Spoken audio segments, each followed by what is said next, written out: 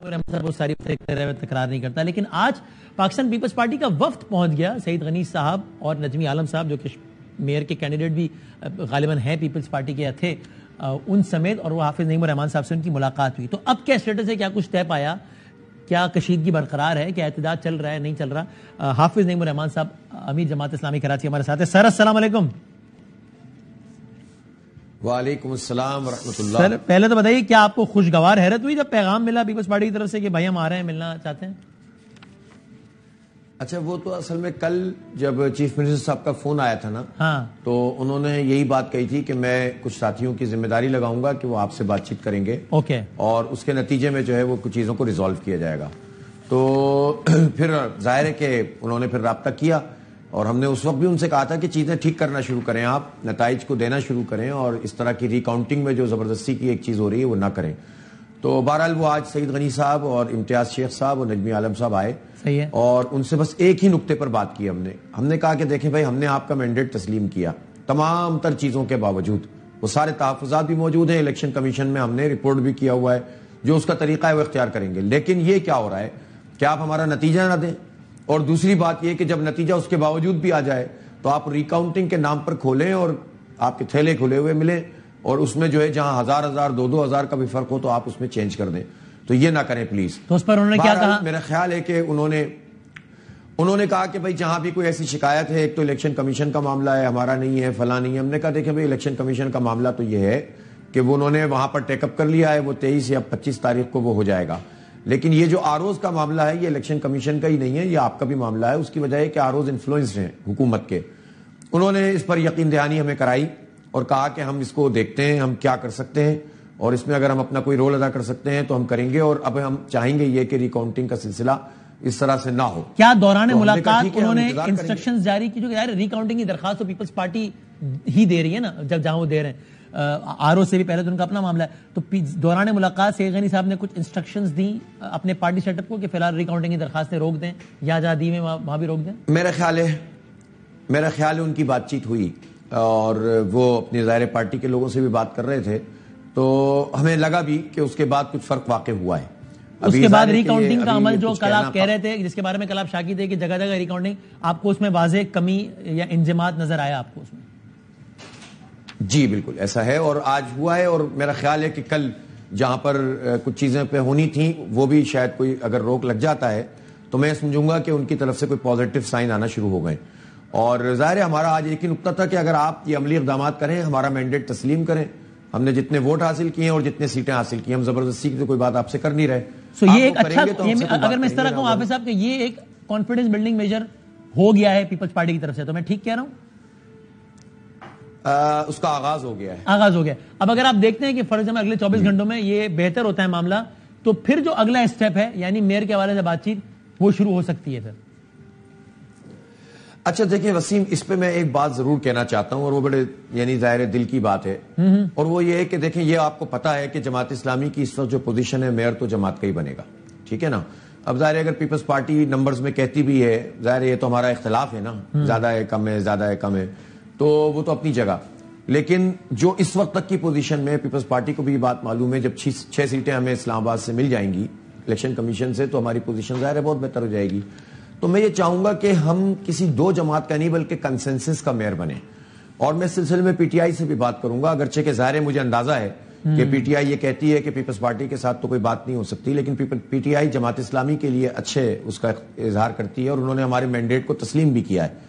اب آپ کو یہ بات پتا ہے کہ ظاہر پی ٹی آئی کا جو جماعت اسلامی کا بڑا مینڈیٹ ہے، وہ مینڈیٹ انہی جگہوں سے زیادہ ہے جہاں پی ٹی آئی کا مینڈیٹ بہت زیادہ تھا پہلے ایم کیو ایم کے بعد.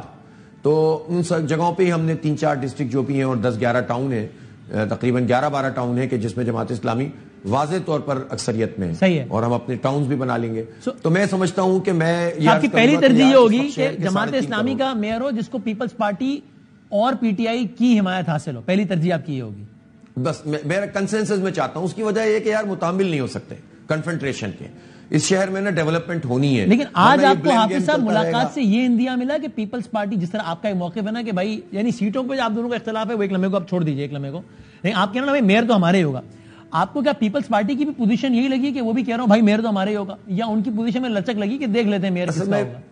اس میں ہم نے دیکھیں بات نہیں کی زیادہ اور کرنی بھی نہیں چاہیے. آج میئرشپ کے حوالے سے بات ہی نہیں ہوئی ملاقات میں.